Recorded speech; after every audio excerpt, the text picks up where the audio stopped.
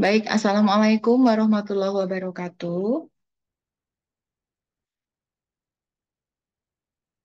Nah, teman-teman, untuk pertemuan hari ini kita akan membahas mengenai materi liabilitas. Ya, jadi materi liabilitas ini merupakan materi pertemuan kita yang ke-11, ya, di mana ini adalah masih satu rangkaian dengan materi minggu lalu, yaitu mengenai aset. Baik, langsung saja. Jadi definisi liabilitas menurut IFRS atau diadopsi dalam PSAK nomor 57 adalah kewajiban kini dari perusahaan yang timbul atas peristiwa di masa lalu. Jadi penyelesaian yang diharapkan itu dapat menghasilkan arus keluar dari sumber daya ekonomi dalam mewujudkan manfaat ekonomi. Baik, atau bahasa mudahnya adalah bahwa liabilitas ini adalah kebalikan dari aset. Kalau aset itu adalah eh, hak yang muncul saat ini atas pengorbanan di masa lalu, kalau liabilitas itu sebaliknya atau kebalikannya, bahwa di masa lalu kita sudah menerima manfaat sehingga di masa ini kita harus melakukan pengorbanan.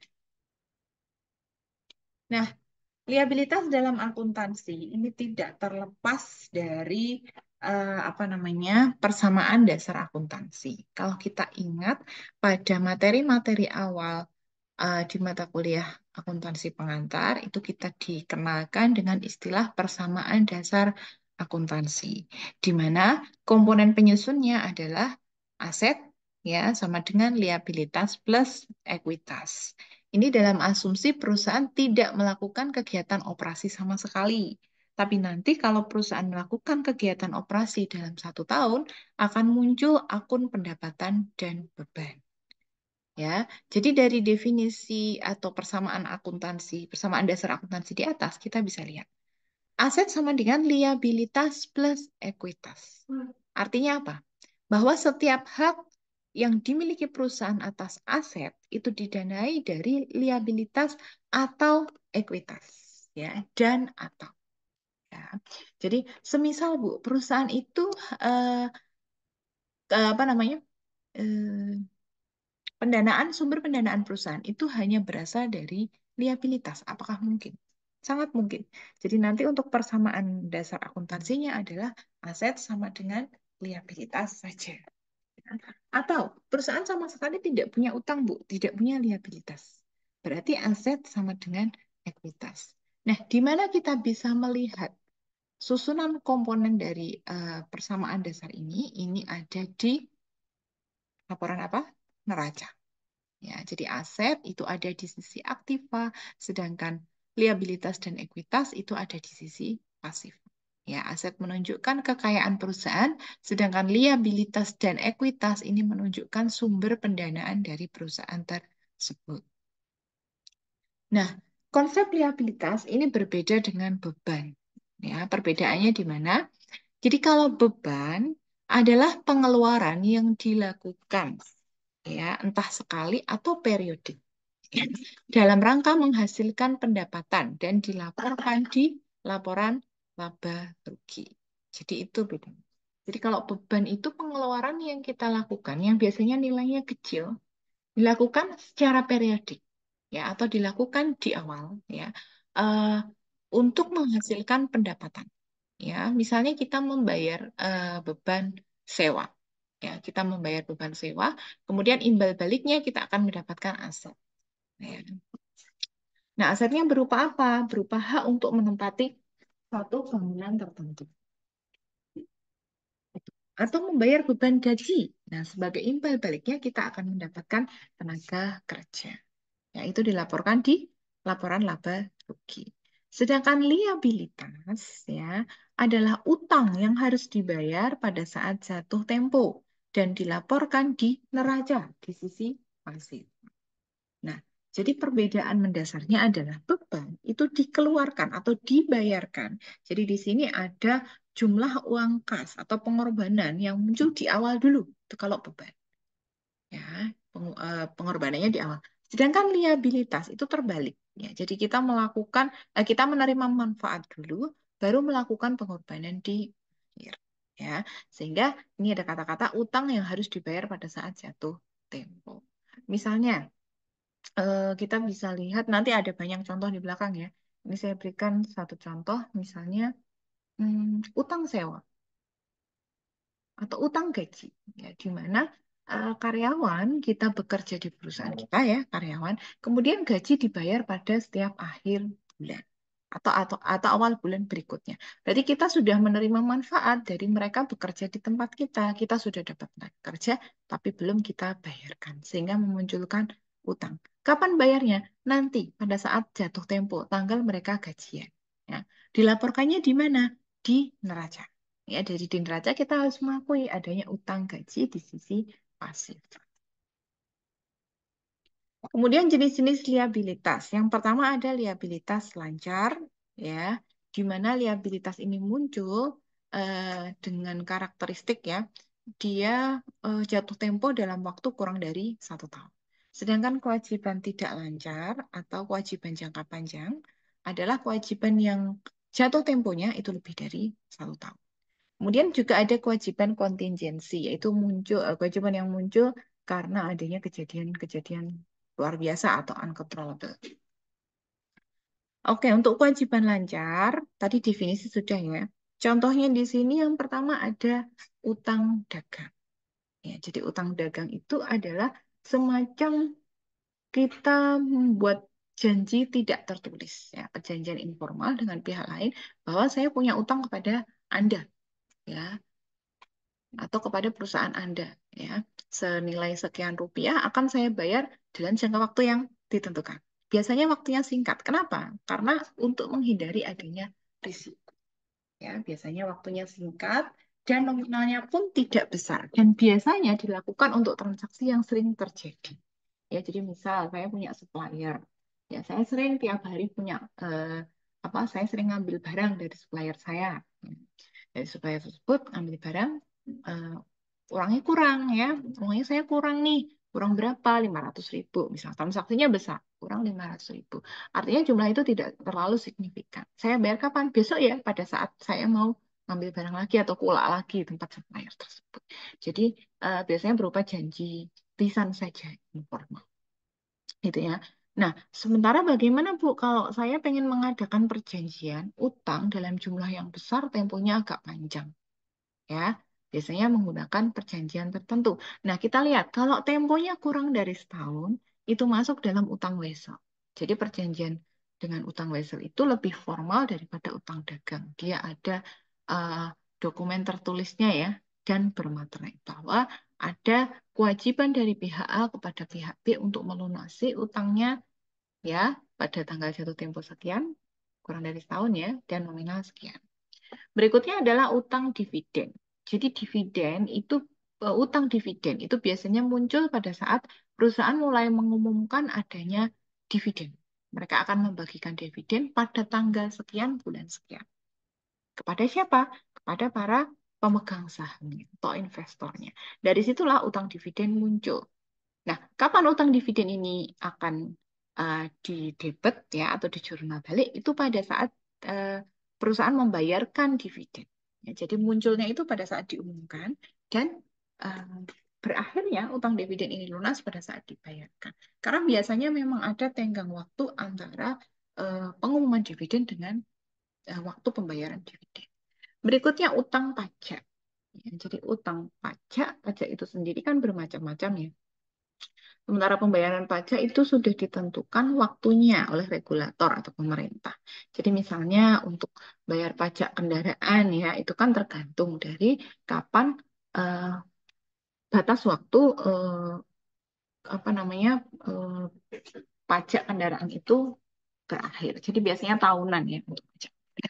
Kemudian pajak penghasilan ya, PPh, misalnya PPh satu itu kan sudah ditentukan. Untuk perorangan itu di bulan Maret, 31 Maret, kalau badan itu April. Nah, sehingga terhitung dari saat itu, perusahaan sudah harus menganggarkan ya apa namanya utang pajaknya. Jadi kapan akan dibayar nanti pada saat jatuh tempo. Nah, jadi karena sifat pajak itu dibayarkan tahunan sehingga masuk dalam kategori kewajiban lancar. Berikutnya pendapatan dibayar di muka. Ya, pendapatan yang dibayar di muka. Kok bisa gitu? Ya, jadi misalnya saya punya perusahaan, ya, perusahaan dagang atau manfaat atau jasa juga bisa. Saya sudah menerima apa namanya uang atau DP misalnya bahasa bahasa umumnya adalah down payment ya. Saya sudah menerima uang muka untuk pembayaran atas transaksi tertentu.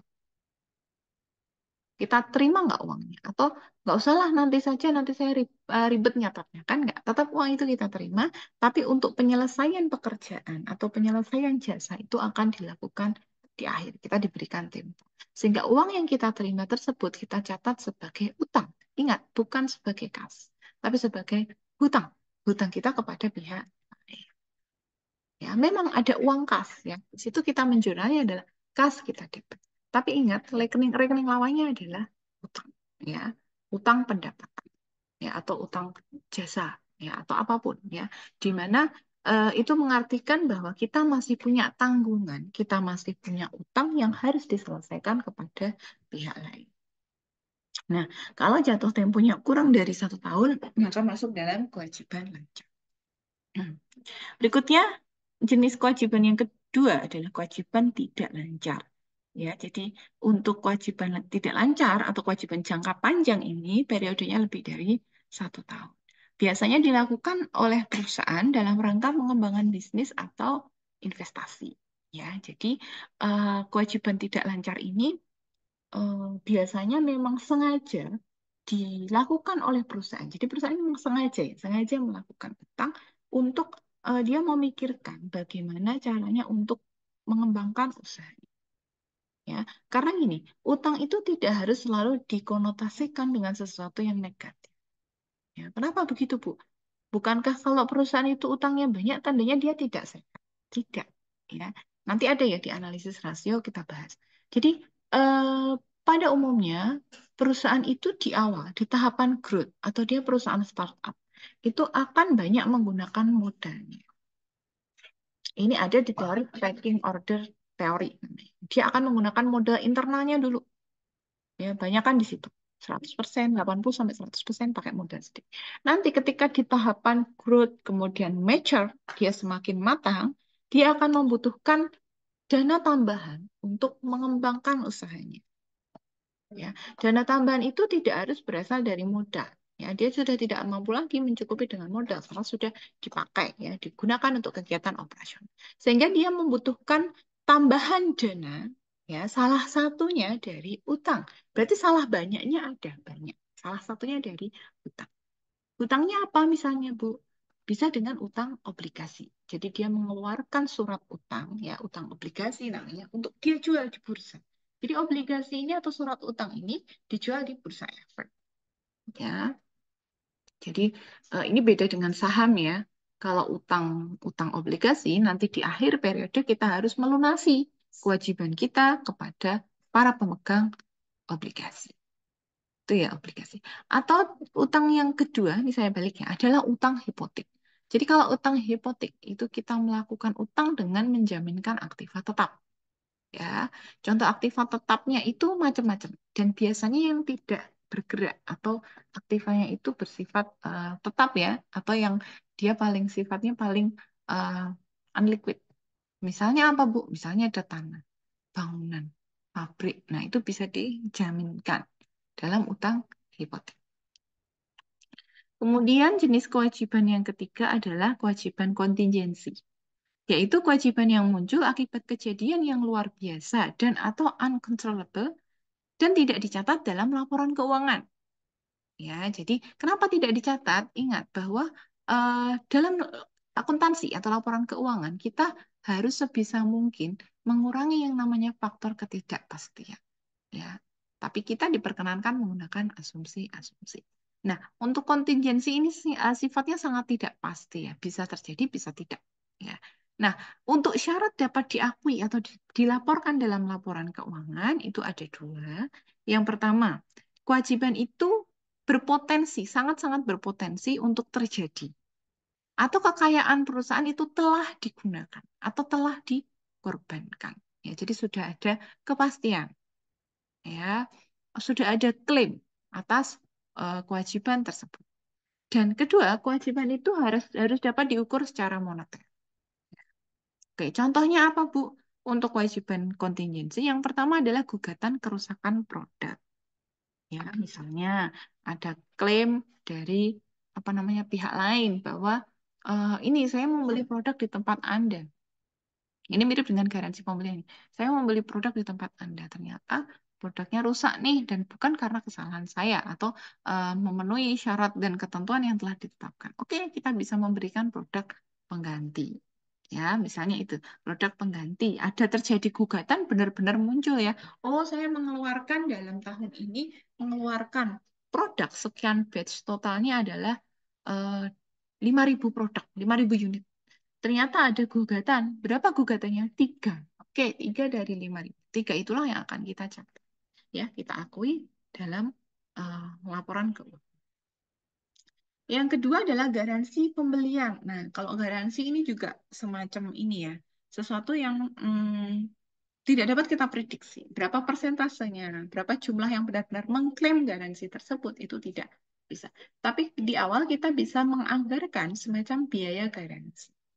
Ya, biaya garansi itu bisa dianggarkan, diakui, dicatat ya dalam biaya garansi, tapi tidak bisa dilaporkan. Kapan dilaporkan? Pada saat benar-benar terjadi klaim atas garansi. Gitu ya. Sama dengan gugatan kerusakan tadi. Kemudian ada hadiah. Nah, ini juga sama, utang hadiah. Utang hadiah yang bersyarat. Pernah kan teman-teman misalnya eh, ada ini, membeli satu produk, tapi dia bersyarat. Ya, misalnya gini, perusahaan itu punya produk apa misalnya ya, sabun dan minyak, misalnya gitu ya. Kalau kalau konsumen itu membeli lima kantung minyak, 5 botol minyak, itu dapat 1 buah sabun, ya. 5 botol minyak dapat 1 sabun. Itu hadiah. Artinya kita harus mengorbankan 1 sabun tersebut sebagai biaya hadiah. Tapi pertanyaannya, apakah semua konsumen akan mengambil 5 botol minyak? Kan tidak. Tidak 100% konsumen mengambil 5 botol minyak. Paling hanya sekian persen. Nah, itu bisa juga dibuat anggaran biaya hadiah. Tapi untuk klaimnya, apakah benar yang membeli itu, ada yang membeli, ya, berapa jumlah yang membeli itu baru bisa ketahui setelah benar-benar terjadi. Ya, di akhir periode kita kalkulasi, kita hitung, oh ternyata yang ngambil 5 minyak dapat 1 sabun itu ada 1.000 customer, misalnya, atau 1.000 unit. Artinya kita mengorbankan 1.000 sabun ya sebagai biaya hadiah. Kemudian tuntutan pengadilan. Nah, ini ya, ini teman-teman bisa lihat di laporan tahunan perusahaan, itu ada perusahaan-perusahaan yang mostly ya, mereka berisiko eh, untuk dilakukan tuntutan secara hukum. Misalnya perusahaan tambang, ya, yang ada isu mereka mencemari lingkungan. Atau mungkin perusahaan manufaktur yang lain ya, yang biasanya membuang limbah sembarangan, kena tuntutan pengadilan.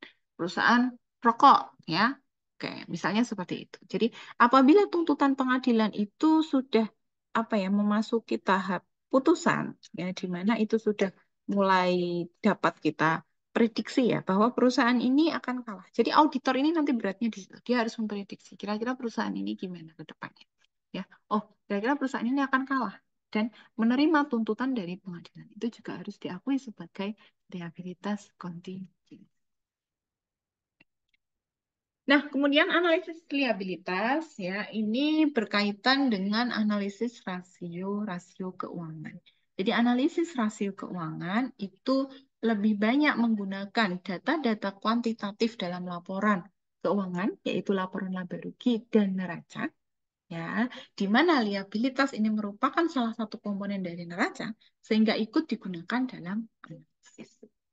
Nah, analisis yang pertama, sebenarnya untuk materi ini nanti kita bahas di mata kuliah lain, tapi saya singgung sedikit. Analisis pertama adalah rasio lancar, rasio cepat, rasio kas, rasio utang terhadap aset, dan rasio utang terhadap modal.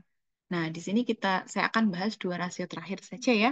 Rasio utang terhadap aset, ya, tadi kita lihat di awal persamaan akuntansi kan ada aset sama dengan liabilitas plus ekuitas. Nah, rasio ini ya kaitannya dengan rasio ini, dia membandingkan utang dengan aset atau utang dengan aktiva. Artinya, kita membandingkan seberapa banyak sih aktiva perusahaan itu yang dibiayai dari utang.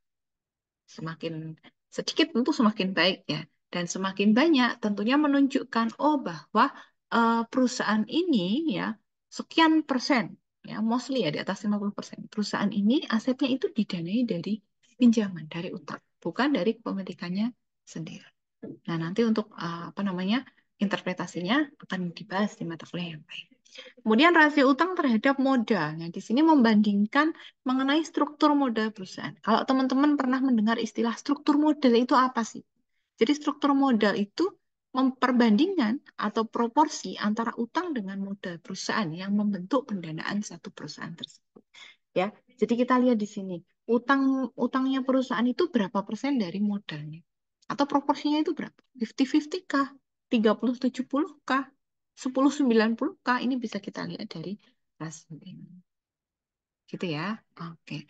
Baik, untuk pertemuan hari ini saya cukupkan sampai sekian. Untuk diskusi nanti bisa kita lakukan via WA Group. Wassalamualaikum warahmatullahi wabarakatuh.